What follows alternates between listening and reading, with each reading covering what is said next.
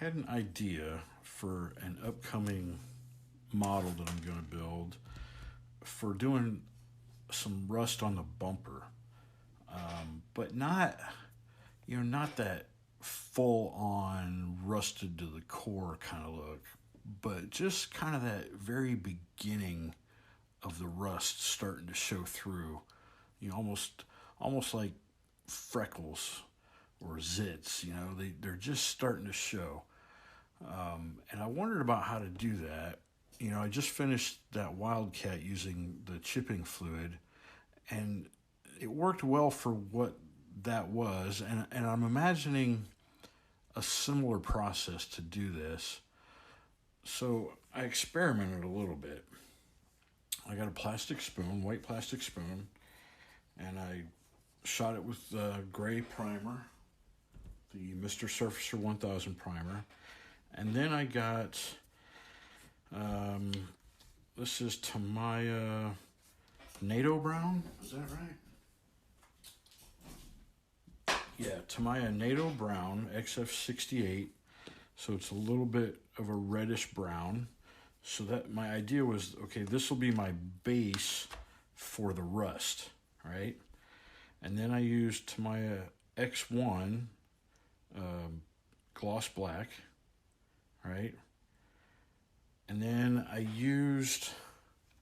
I've had this stuff for years and I don't really use it that much, but it's a masking liquid. It was actually sold in the RC car area of the hobby shop for doing Lexan car bodies.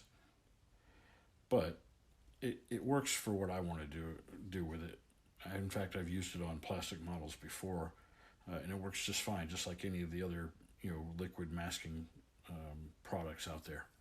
So, but I took that and I took this little piece of sponge foam that you would use in doing like chair cushions.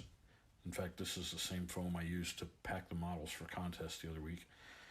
And then so I dabbed it in there, and I felt like I had too much on there, so I dabbed most of it back off. But I dabbed it over the black, so this was all black up here.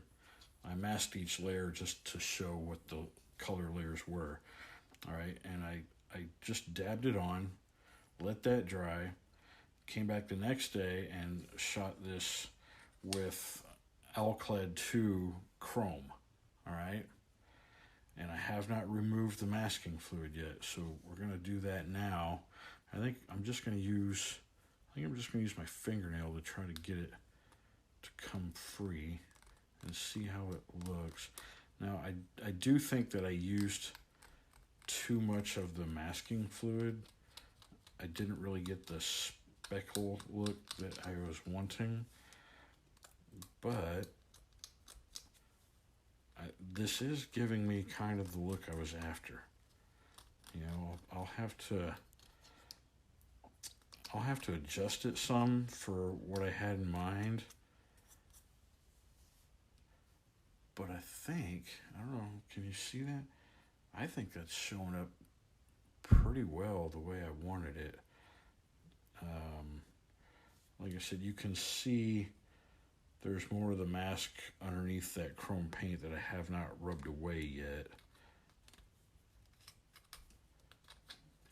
And then I can go back in and I can enhance that using oil paints, some burnt umber, raw sienna, to give more of that rust color. But I think the NATO brown is a good starting point for that. So what do y'all think? A new way to show some chrome to show some rust on a chrome bumper?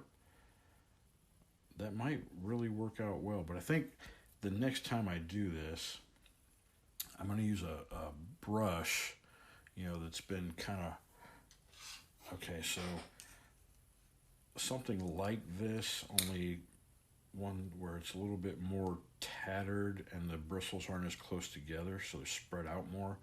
So you get little bitty flecks of the masking fluid instead of larger blobs like I ended up with here. but I think I'm onto something. And now, in no way, shape, or form have I invented this. I mean, this is all adapted from other techniques. You know, you've got the salt chipping technique, you've got the hairspray chipping technique. So this is just along those lines using a different product.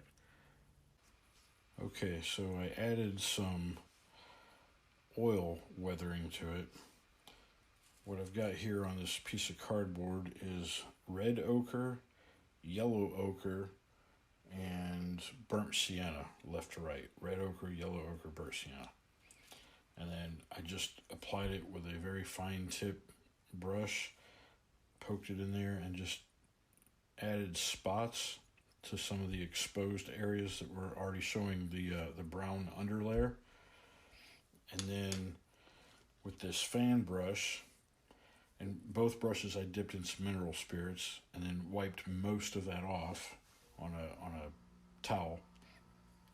But then I went in and streaked it down. So if this were a bumper and the ground were below it this way, you know, rainwater would drip towards the bottom. So I drew it in this direction, and then I took a moistened Q-tip and wiped it off from the other areas. So, you know, the streaking ends about where the chrome ends. But I think that's really given me the look I was after. You know, and there's texture to it because of the masking film that was underneath it. So that's, to me, that's the added benefit of trying to do it this way versus just, you know, chipping, is that you get a texture to it.